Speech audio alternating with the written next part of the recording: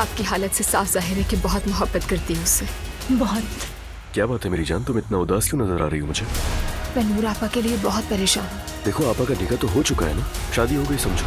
Azlan, उन्होंने शादी नहीं की, करवाई गई है। मरियम अम्मी, मुझे नहीं लगता ये बात हर शादी के लिए दुरुस्त है। हमारे घर के जो भी उसूल हैं वो तुम्हें बिल्कुल नहीं समझ आते, मैं समझता हूँ, इसीलिए आखिरी बार कह रहा हूँ कि मुदाखलत करना बंद कर दो आप। तुम्हारा मतलब है आंखें बंद कर लूं मैं, देखूं नहीं, सुनूं नहीं, बोलूं नहीं?